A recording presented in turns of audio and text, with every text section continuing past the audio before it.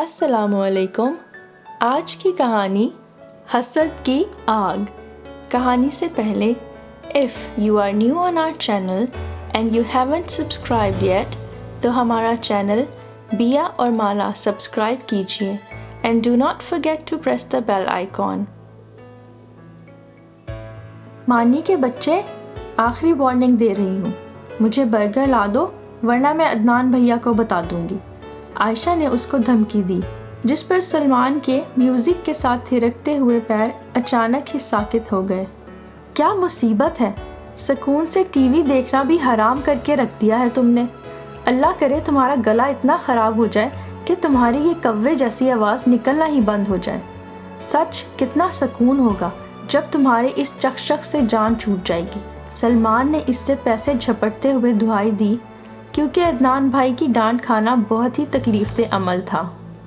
واہ کتنا مزے کا برگر ہے اماں، چکر تو دیکھیں ذرا، اپنے اس ٹینڈوں کے سالن کو بھول جائیں گی۔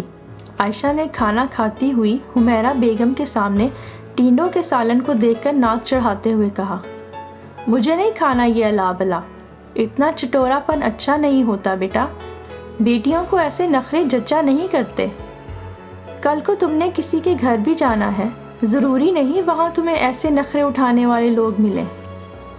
مجھے شادی نہیں کرنی، میں اس گھر سے کہیں نہیں جاؤں گی، آپ لکھ کر رکھ لیں، میں بھیا کو برگر کھلا کر آتی ہوں، بہت مزے کا ہے۔ عائشہ نے کھڑے ہوتے ہوئے کہا، نہیں کھایا جا رہا تو مجھے دے دو۔ سلمان نے برگر کی طرف للچائی ہوئی نظروں سے دیکھا۔ منہ بند کرو، تمہیں دینے سے بہتر ہے کہ میں اسے ڈسٹ بن میں پھینک دوں۔ عائشہ نے پاؤں میں چپل اڑسی اور چلتی بنی۔ ٹھیک ہے تو پھر آئندہ میں تمہیں کوئی چیز لا کر نہیں دوں گا۔ سلمان نے انگلی اٹھا کر اسے دھمکی دی۔ نہیں لا کر دوں گا، ایسی بات تم صرف سوچ ہی سکتے ہو، کر نہیں سکتے۔ بھیا کے غصے کا اندازہ تو ہے نا تمہیں، سو پلیز ایسی باتیں مت کیا کرو جنہیں پورا کرنا تمہارے بس میں نہ ہو۔ عائشہ اس کو چڑھاتے ہوئے عدنان کے کمرے کی طرف بڑھی۔ دیکھا امی، بھیا نے اسے کتنا سر چڑھایا ہوا ہے، اب اگر بھیا بھی کہیں گے نا تو میں اس کے لیے کچھ نہیں لے کے آؤں گا، دیکھیے گا آپ۔ سلمان نے غصے سے اپنے ہاتھ پر مکہ مارا۔ نہیں سلمان بیٹا، ایسا مت کہو، تم جانتے ہو تم نے اور عدنان نے تو پھر اپنے ابو کے ساتھ کچھ وقت گزارا ہے، لیکن حمید صاحب جب دنیا سے گئے تو عائشہ صرف چند ماہ کی تھی۔ شکر ہے اللہ کا کہ عدنان سمجھدار تھا، گھر اور کاروبار کو سنبھال لیا۔ عائشہ کو اس نے باپ بن کر پالا ہے، وہ عدنان کی گود میں پلی اور کھیلی ہے، تم جانتے تو ہو سب کچھ۔ عائشہ جب کمرے میں داخل ہوئی تو عدنان بھائی ٹی وی دیکھ رہے تھے۔ عائشہ بولی، بھائی یہ برگر کھا کر دیکھیں کتنا مزے کا ہے۔ عدنان مسکرایا اور برگر چکھ کر بولا، واہ بھائی یہ تو واقعی بہت مزے کا ہے۔ ارے بھائی یہ تو وہی ڈرامہ ہے نا جس میں ہیرو اپنی کزن کو پسند کرتا ہے لیکن اس کی شادی کسی اور سے ہو جاتی ہے۔ عائشہ کی یہ بات سن کر عدنان بھائی کے چہرے پر ناگواری کے احساسات ابھرے۔ انہوں نے عائشہ سے کہا، آئندہ آپ ایسے ڈرامے ہرگز نہیں دیکھیں گی، ایسی بیہودہ چیزیں بالکل آپ کی عمر کے لیے مناسب نہیں ہیں عائشہ، میری توقعات آپ سے بہت زیادہ ہیں، ابھی تو آپ صرف سیکنڈ ایئر کی طالبہ ہیں اور آپ کو صرف اپنی پڑھائی کی طرف دھیان دینا چاہیے، نہ کہ ایسے بیہودہ ڈراموں کی طرف۔ عدنان بھائی کی بات سن کر عائشہ کی آنکھوں میں آنسو آ گئے۔ آنسو دیکھ کر عدنان کے دل پر گھونسا لگا۔ اس نے جلدی سے عائشہ کے آنسو صاف کیے اور پیار سے بولا، عائشہ بیٹا مجھے آپ پر پورا بھروسہ ہے، آپ پریشان مت ہوں، میں بس آپ کو دنیا کی گندگی سے بچا کر رکھنا چاہتا ہوں۔ عائشہ سمجھدار تھی اور اس کے بھائی میں اس کی جان تھی۔ وہ مسکرائی اور بولی، جی بھائی آپ ٹھیک کہہ رہے ہیں، اور اس کے بعد اس نے واقعی ایسے ڈرامے دیکھنا چھوڑ دیے۔ گھر میں عدنان کی شادی کی تیاریاں جاری تھیں۔ عائشہ سوں سوں کرتی کمرے میں داخل ہوئی اور بولی، بھائی مجھے آپ کی بارات پر وہ 30,000 کا جو لہنگا ہم نے دیکھا تھا نا وہی پہننا ہے، لیکن امی نہیں مان رہی، کہہ رہی بہت مہنگا ہے۔ اس نے منہ بسوڑتے ہوئے کہا۔ عدنان مسکرایا اور بولا، میری بہن کو وہی لہنگا ملے گا، اور عائشہ خوش ہو گئی۔ کمرے میں ہنا دلہن بنی بیٹھی تھی۔ عائشہ نے جب عدنان کے کان میں کہا تھا بھائی آپ پلیز باہر چلے جائیں، میں نے اپنی دوستوں کو بھابھی سے ملوانا ہے۔ تو ہنا نے بڑی آسانی سے سن لیا تھا۔ عدنان کمرے سے باہر چلا گیا تو ہنا اپنے شوہر کی اس تابعداری پر حیران بھی ہوئی اور پریشان بھی۔ وہ 1 گھنٹہ عائشہ اور اس کی دوستوں کے ساتھ ہنستے ہوئے ہنا کا کافی مشکل سے گزرا۔ کچھ ہفتے گزرے تو ہنا کو اس بات کا شدت سے احساس ہونے لگا کہ عدنان کا دھیان ہر وقت اس کی بہن عائشہ میں ہی رہتا ہے۔ عائشہ کالج چلی گئی، عائشہ آ گئی، عائشہ نے کھانا کھا لیا، عائشہ کے امتحان کیسے ہو رہے ہیں، عائشہ سو رہی ہے یا جاگ رہی ہے۔ وہ اس عائشہ کی گردان سے چند ہفتے میں ہی تنگ آ چکی تھی۔ اسے اس بات کا حل صرف یہ نظر آیا کہ عائشہ کی شادی ہو جائے تو شاید عدنان کی زندگی میں اسے اس کی جائز اہمیت مل سکے۔ ایک دن صبح بال بناتے ہوئے اس نے کہا، عدنان، میری پھپھو نے عائشہ کا ہاتھ مانگا ہے اپنے بیٹے معیز کے لیے۔ معیز پڑھا لکھا ہے، خوبصورت ہے اور اچھی جاب بھی کرتا ہے۔ ہمیں اس کے بارے میں سوچنا چاہیے کیونکہ اچھا رشتہ ہے۔ عدنان نے یہ کہہ کر بات ختم کر دی کہ وہ ابھی پڑھ رہی ہے، بہت چھوٹی ہے، ابھی عائشہ کی شادی کی کوئی ضرورت نہیں۔ لیکن ہنا نے دوبارہ زور دیا کہ معیز نے شادی پر عائشہ کو دیکھا تھا، یقیناً عائشہ نے بھی اسے دیکھا ہوگا، آپ ایک بار عائشہ سے تو پوچھ لیں۔ یہ سنتے ہی عدنان کا چہرہ غصے سے سرخ ہو گیا۔ وہ دھاڑا، تم نے عائشہ کو کیا سمجھا ہے؟ وہ شادی پر لڑکے دیکھتی پھرتی ہے، میری بہن ایسی نہیں ہے، اور خبردار جو آئندہ ایسی بات کی تو۔ ہنا کا چہرہ فک ہو گیا اور وہ ایک دم روحان سی ہو گئی، بولی، میرا مطلب وہ نہیں تھا جو آپ نے سمجھا ہے، پلیز آئی ایم سوری۔ ہنا ایک دم گھبرا گئی تھی۔ اچھا ٹھیک ہے، رو نہیں، لیکن آئندہ اس بات کا دھیان رکھنا۔ ہنا کے دل میں عائشہ کے لیے نفرت کی ایک شدید لہر ابھری تھی۔ عائشہ، عائشہ، کہاں ہو؟ عدنان اس کو آوازیں دیتا ہوا گھر میں داخل ہوا۔ آئی بھیا۔ عائشہ پانی کا گلاس لیے دوڑتی ہوئی صحن میں پہنچی۔ ادھر بیٹھو۔ عدنان نے پانی کا گلاس سائڈ پر رکھتے ہوئے عائشہ کو اپنے قریب بٹھایا۔ یہ دیکھو تو ذرا میں تمہارے لیے کیا لایا ہوں۔ عدنان نے بیگ سے خوبصورت ریپر میں پیک کیا ہوا ڈبہ نکالا۔ اس میں کیا ہے؟ عائشہ نے پیکنگ کھولتے ہوئے حیرت سے پوچھا۔ واو، موبائل! کیا یہ میرا موبائل ہے؟ عائشہ نے جدید ماڈل کا موبائل فون ڈبے سے نکالتے ہوئے کہا۔ ہرے، تھینک یو بھیا، اب میں اپنی فرینڈز کو اپنا پرسنل نمبر دوں گی۔ خوشی سے اس کا چہرہ انار کی طرح سرخ ہو رہا تھا۔ اس کی خوشی دیکھ کر عدنان بھی بے اختیار مسکرا دیا۔ پھر سلمان کی طرف دیکھ کر بولا، موبائل میں نے لے دیا ہے، اب اس کی سم لانا تمہاری ذمہ داری ہے۔ کل تک موبائل چالو ہو جانا چاہیے، اور ہاں، کل تک کا مطلب ہے کل تک ہی۔ اور ہاں عائشہ بیٹا، موبائل کا غلط استعمال ہرگز نہیں کرنا، مجھے آپ سے ایسی کوئی امید بھی نہیں ہے، لیکن پھر بھی میرا اعتماد بحال رکھنا جیسے آپ ہمیشہ رکھتی آئی ہو۔ عدنان نے پیار سے عائشہ کا سر تھپتھپایا۔ اتنی دیر میں ان سب بہن بھائیوں کو امی کی آواز آئی، عدنان بیٹا، بینش آئی ہوئی ہے، ابھی تک تم ادھر ہی ہو، کیا سوچے گی تمہاری سالی؟ امی نے عدنان کو یاد دلایا۔ جی امی، ادھر ہی جا رہا تھا، بس ذرا منہ ہاتھ دھو لوں۔ عدنان کمرے کی طرف بڑھتے ہوئے بولا۔ کمرے میں ہنا اور اس کی چھوٹی بہن بینش بیٹھی تھی۔ ہنا بولی، دیکھا تم نے، عدنان ہمیشہ ہی ایسا کرتے ہیں، بہن کے علاوہ انہیں کچھ نظر ہی نہیں آتا۔ انہیں پتہ بھی ہے کہ ان کے سسرال والے آئے ہیں، لیکن مجال ہے کہ انہیں کسی کی پرواہ ہو۔ بس پرواہ ہے تو اس بات کی کہ کس طرح ان کی لاڈلی کے چہرے پر مسکراہٹ آ جائے۔ اس گھر میں میری تو کوئی حیثیت ہی نہیں ہے۔ ہنا کا لہجہ دکھی اور کڑوا تھا۔ ویسے آپی، اگر آپ چاہیں تو آپ کی حیثیت اس گھر میں بڑی مضبوط ہو سکتی ہے، بینش بولی، جو اس سے صرف 2 سال ہی چھوٹی تھی۔ وہ کیسے؟ ہنا نے پوچھا۔ سو سمپل آپی، اگر کسی طرح میری شادی سلمان سے ہو جائے تو ہم دونوں مل کر اس گھر پر کنٹرول پا سکتی ہیں۔ سلمان کا وجیح سراپا بینش کی آنکھوں کے سامنے لہرایا۔ بات تو تمہاری 16 آنے درست ہے، لیکن سلمان ابھی تک بے روزگار ہے، امی نہیں مانیں گی، اور سلمان کی مرضی کیا ہے یہ بھی تو معلوم نہیں۔ آپی، امی کو منانا آپ کا کام ہے، لیکن سلمان کو تو میں خود ہی رام کر لوں گی۔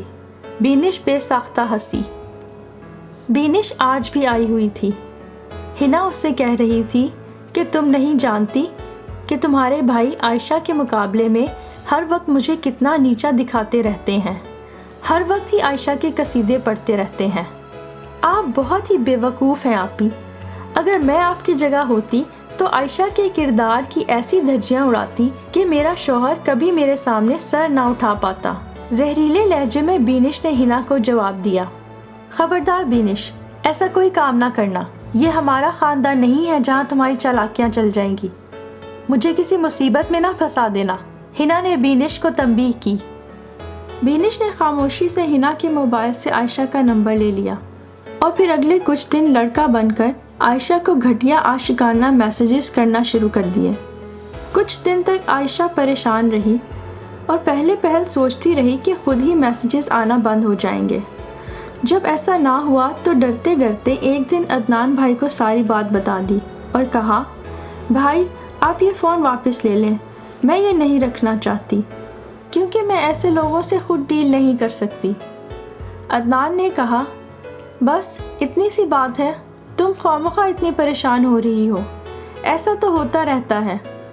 لاؤ مجھے دو فون، میں دیکھتا ہوں ایک دو دن اپنے پاس رکھ کر، اور آئندہ ایسی فضول باتوں سے پریشان ہونے کی ضرورت نہیں۔ اچھا اب جا کر آرام سے سو جاؤ۔ عائشہ کے جانے کے بعد عدنان کافی دیر تک اس نمبر پر کال کرتا رہا، مگر دوسری طرف سے یا تو کال کاٹ دی جاتی یا بجتی رہتی۔ عدنان کو تب چڑھنے لگی تھی۔ ہنا مسلسل اسے شیشے میں دیکھ رہی تھی۔ اب بس بھی کریں عدنان، کوئی رانگ نمبر ہوگا، آپ تو پیچھے ہی پڑ گئے ہیں، بلاک کر دیں نمبر بس، اتنی سی بات پر اتنا پریشان ہونے کی کیا ضرورت ہے؟ ہنا ناراض ہو کر بولی، اور اس کی حالت کے پیش نظر عدنان نے صرف نمبر بلاک کر دیا اور لائٹ بند کر کے کروٹ بدل کر سو گیا۔ بینش کا پہلا پلان تو فیل ہو چکا تھا، لیکن اب وہ نئے موقع کے تلاش میں تھی، اور آج صبح سے وہ پھر سے ہنا کے گھر آئی ہوئی تھی۔ صبح سے وہ عائشہ کے ساتھ بیٹھی ہوئی تھی اور اب وہ اور عائشہ بیٹھ کر ٹی وی دیکھ رہے تھے۔ اتنے میں بینش نے کہا، عائشہ تمہارا موبائل تو بہت خوبصورت ہے، کیا میں دیکھ سکتی ہوں؟ ہاں ہاں دیکھ لو، عائشہ نے جواب دیا۔ بینش نے پوچھا، تم نے موبائل میں بیلنس تو ڈلوایا ہوا ہے نا؟ عائشہ بھی جواب دینے ہی لگی تھی کہ اس کی امی کی آواز آئی، عائشہ عائشہ۔ حمیرہ بیگم ہامتی کامتی کمرے میں داخل ہوئی تو عائشہ اپنی بات ادھوری چھوڑ کر ان کی طرف لپکی۔ حمیرہ بیگم ہامتی کامتی کمرے میں داخل ہوئی تو عائشہ جلدی میں اپنی بات ادھوری چھوڑ کر ان کی طرف لپکی۔ کیا ہوا امی؟ حمیرہ بیگم کو کندھوں سے پکڑ کر بیڈ پر بٹھاتے ہوئے عائشہ نے گھبرائے ہوئے انداز میں پوچھا۔ پتہ نہیں، چکر سے آ رہے ہیں، دل بھی گھبرا رہا ہے۔ حمیرہ بیگم کی آنکھیں بند ہو رہی تھیں۔ بھابھی بھابھی، کوئی چارہ نہ پا کر عائشہ نے زور سے ہنا کو پکارا۔ عائشہ گھبراؤ نہیں، تم ایسا کرو کہ آنٹی کو لے کر ڈاکٹر کے پاس چلی جاؤ۔ بینش نے اپنے ہاتھ میں پڑا ہوا موبائل سائڈ پہ کھسکایا اور وہ بھی ہنا کو آوازیں دینے لگی۔ ہنا نے تیزی سے کمرے میں داخل ہوتے ہوئے استفسار کیا، کیا بات ہے عائشہ، کیا ہوا؟ بھابھی امی کو پتہ نہیں کیا ہو گیا ہے، عدنان بھائی اور سلمان اطلاع ملنے پر بھی نہ جانے کتنی دیر میں گھر پہنچے۔ آپ میرے اور امی کے ساتھ ڈاکٹر ذیشان کے کلینک چلیں، بھائی کو وہیں سے اطلاع کر دیں گے۔ عائشہ نے جلدی سے ہنا کو سمجھانا چاہا۔ رکشہ باہر سے ہی مل گیا تھا۔ ہنا اور عائشہ امی کو لے کر کلینک چلی گئیں۔ بینش نے باہر کھڑے ساتھ والے ہمسائے کے لڑکے سے کہا، ایکسکیوز می بھائی، ذرا بات سننا۔ وہ 13-14 سال کا ایک بچہ تھا۔ اس لڑکے کو 100 روپے اور ایک پرچی پکڑاتے ہوئے بینش نے کہا، اس نمبر پر 50 روپے کا ایزی لوڈ کروا دینا اور باقی پیسے تم خود رکھ لینا۔ بینش نے ان کے جانے کی تھوڑی دیر بعد عائشہ کا موبائل نکالا اور سوچا اب تک بیلنس آ چکا ہوگا۔ اگلے 30 منٹ میں بینش نے پھرتی سے چند انتہائی گھٹیا میسیجز عائشہ کے موبائل سے اپنے پاس موجود خفیہ سم پر عدیل کے نام پر بھیج دیے، اور پھر اسی خفیہ سم سے جواباً ویسے ہی میسیجز عائشہ کے نام پر بھی سینڈ کر دیے۔ ان تمام میسیجز کے اختتام پر تمہارا عدیل بڑا واضح لکھا ہوا تھا۔ بینش کے چہرے پر شاطرانہ مسکراہٹ تھی۔ کچھ گھنٹے بعد عدنان، हुमैरा बेगम को सहारा देते हुए घर में दाखिल हुआ। उसके साथ आयशा और हिना भी थे। पीछे पीछे सलमान भी था। बीनिश अभी भी घर में मौजूद थी। आते ही उसने पूछा, अब कैसी हैं आंटी आप? हुमैरा बेगम ने जवाब दिया, मैं ठीक हूँ बेटा, बस गर्मी से पानी की कमी थी, डॉक्टर ने ड्रिप लगाई तो अब बेहतर महसूस कर रही हूँ, बस मेरे बच्चे परेशान हो गए थे। हुमैरा बेगम ने आयशा को अपने साथ लगाते हुए कहा, जिसकी सूजी हुई आंखें उसके मुसलसल रोने का पता दे रही थीं। अदनान ने दवाइयों वाला पर्चा सलमान की तरफ बढ़ाते हुए कहा, ये मेडिसिन्स ले आना और हाँ, जूस के पैकेट भी। डॉक्टर ने अम्मी को ज़्यादा से ज़्यादा लिक्विड देने के लिए कहा है। ये कहते हुए वो अपने कमरे की तरफ बढ़ गया और सलमान दवाइयाँ लेने बाहर निकल गया। बीनिश ने सलमान के जाने के बाद आयशा से पूछा, सलमान को कैसे पता चला? ये कब क्लिनिक पहुंचा? आयशा ने जवाब दिया, हमारे क्लिनिक पहुंचने से पहले ही ये वहाँ मौजूद था, न जाने इसे कैसे पता चला। सारा दिन भाग दौड़ में हमें बात करने का मौका ही नहीं मिला, अब आएगा तो मैं पूछूंगी। हिना किचन में काम कर रही थी कि बीनिश उसके पास आई और अपनी की हुई मक्कारी फातिहाना अंदाज में उसको सरगोशियों में बताने लगी। सब सुनकर हिना के पैरों तले से ज़मीन निकल गई।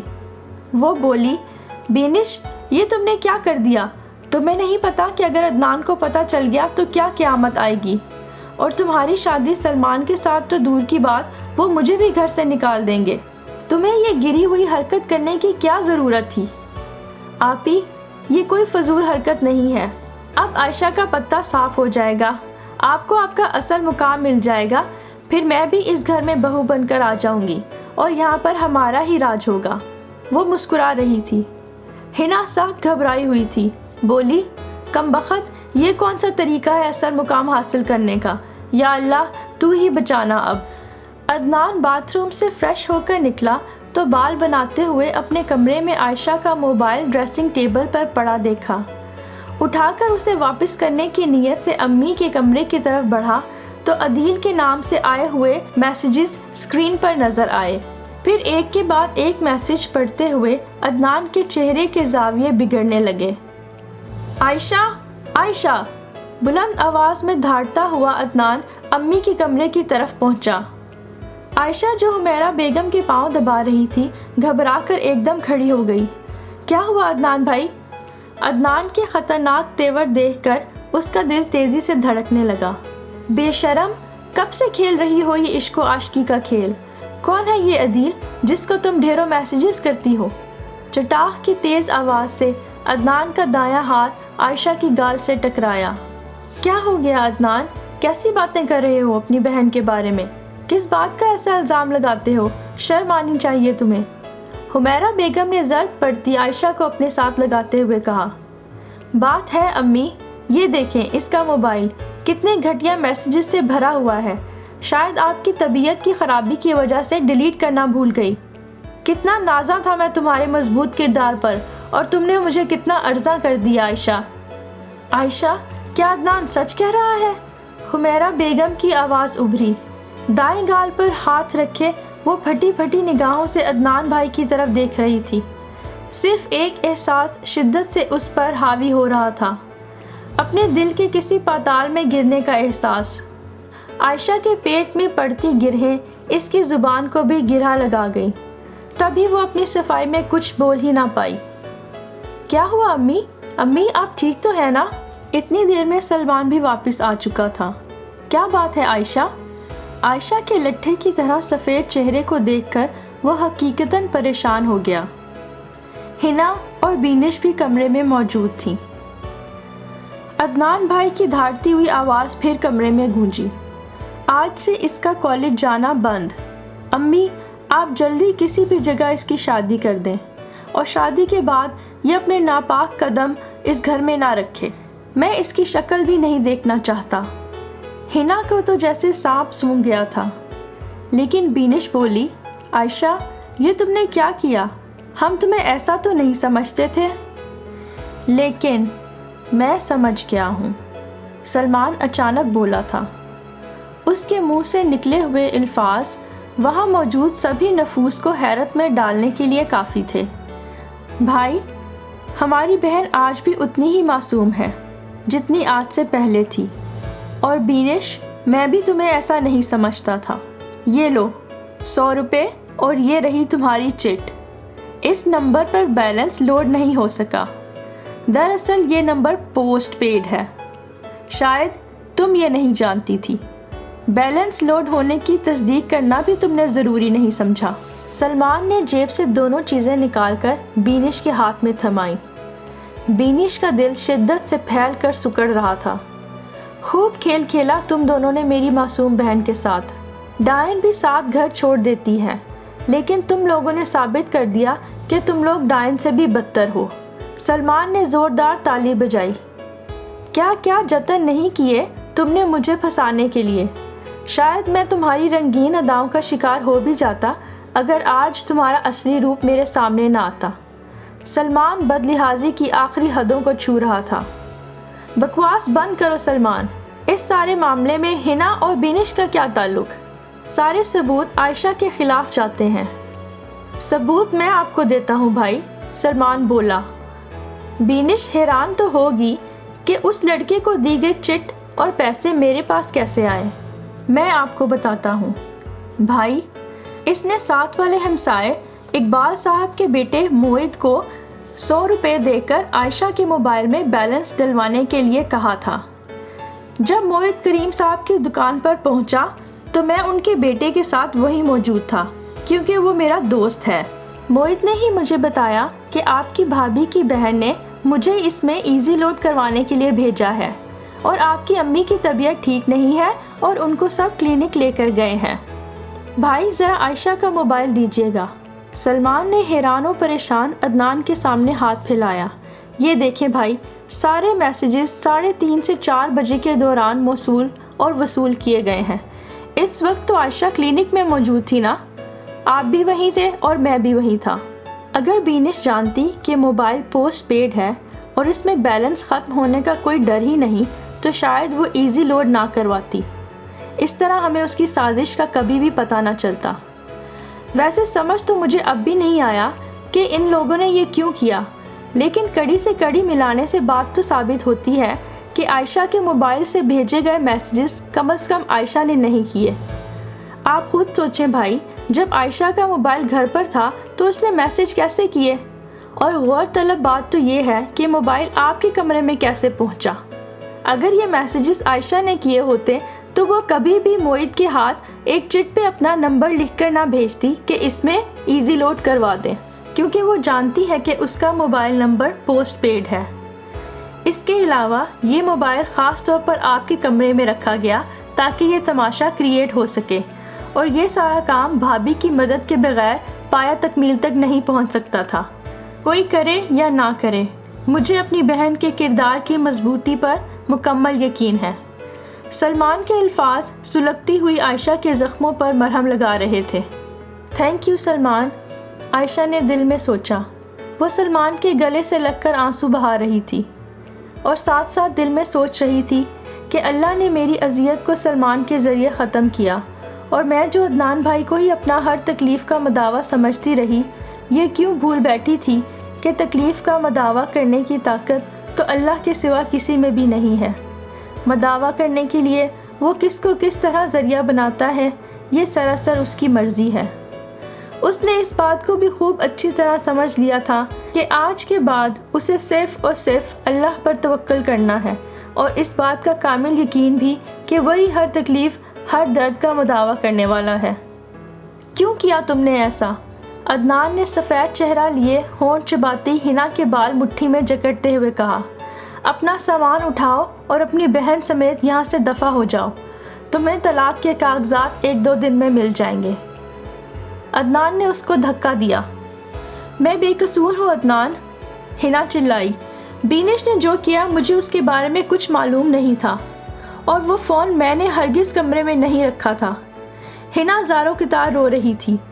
بینش کی حالت ایسی تھی جیسے کاٹو تو بدن میں لہو نہیں۔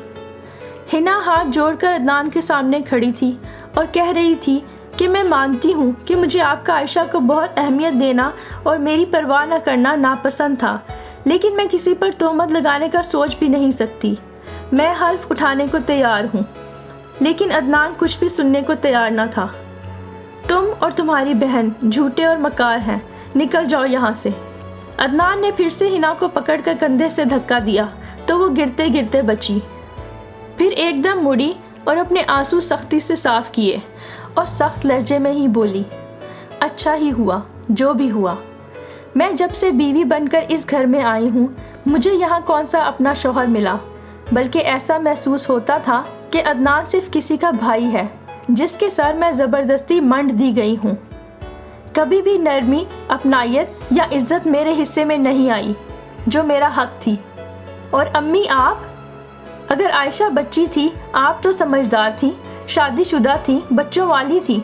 آپ اسے سمجھا سکتی تھی کہ تمہارے بھائی کی شادی ہو گئی ہے، اب تم ہر جائز و ناجائز فرمائش اور چونچلے وقت بے وقت اس سے نہ کیا کرو۔ اور عدنان صاحب آپ کو بھی یہ معلوم ہونا چاہیے تھا کہ شادی کے بعد آپ صرف بھائی ہی نہیں، کسی کے شوہر بھی ہیں۔ اور اگر آپ اپنی زندگی میں اور اپنے دل میں کسی اور کو جگہ نہیں دے سکتے تھے تو آپ کو کسی لڑکی کی زندگی خراب کرنے اور دل اجاڑنے کا کوئی حق نہیں تھا۔ آپ کو شادی کا کوئی حق نہیں تھا۔ اس کا سخت لہجہ آہستہ آہستہ چیخ بن چکا تھا۔ ہنا نے بینش کا بازو پکڑا اور بولی، اور تم جاہل لڑکی، تم گھر چلو، تمہیں اب امی اور ابو ہی دیکھیں گے۔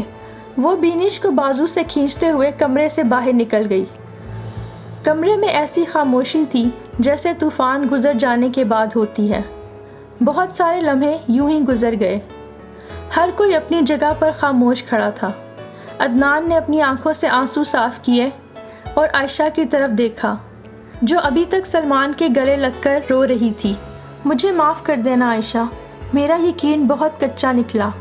میں نہیں جانتا تھا کہ میری بہن کو ڈسنے والے میرے ہی آستین کے سانپ ہوں گے۔ عائشہ کے سامنے ہاتھ جوڑے عدنان کے آنسو اس کا چہرہ بھگو رہے تھے۔ نہیں بھائی، مجھے آپ سے کوئی شکایت نہیں، پلیز روئے نہیں، میں آپ کو روتے ہوئے نہیں دیکھ سکتی۔ عدنان کے بندھے ہوئے ہاتھوں کو عقیدت سے چومتے ہوئے کتنے ہی آنسو اس کی آنکھوں میں بھی جگمگائے۔ عدنان نے تڑپ کر اسے گلے لگا لیا۔ ان کی امی کا چہرہ آنسوؤں سے بھیگا ہوا تھا۔ وہ خوش تھیں کہ ان کے تینوں بچے پھر سے ایک ہو گئے، لیکن ہنا کی باتوں نے ان کے دل و دماغ کو جھنجھوڑ کر رکھ دیا تھا۔ وہ خود بھی حیران تھی کہ اتنی واضح اور سیدھی بات ان کو نظر کیوں نہ آئی۔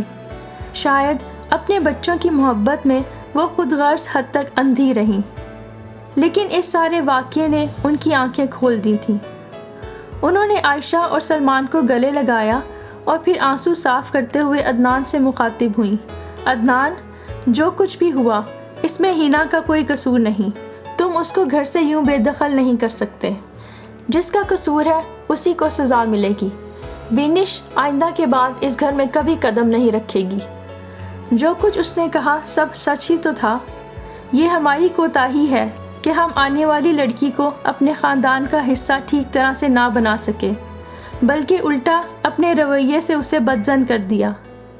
وہ بھی تو اپنے ماں باپ کے لیے ہماری عائشہ کی طرح ہی ہے۔ جی بھائی، آپ پلیز بھابھی کو نہ جانے دیں، ان کا کوئی قصور نہیں، عائشہ نے بھی کہا۔ عدنان نے آہستہ سے جی اچھا میں سر ہلایا اور اٹھ کر اپنے کمرے کی طرف بڑھ گیا، کیونکہ وہ جانتا تھا کہ ہنا نے اس کو جو آئینہ دکھایا تھا وہ ہو بہو سچ تھا۔ اسے بھی اپنی غلطی کا احساس ہو چکا تھا۔ وہ جان گیا تھا کہ اللہ کے نظام میں ہر رشتے کی ایک خاص جگہ اور مقام ہے، اور اگر ہر رشتے کو اس کا جائز مقام اور حق نہ دیا جائے تو گھر اور زندگی کا سارا نظام درہم برہم ہو جاتا ہے۔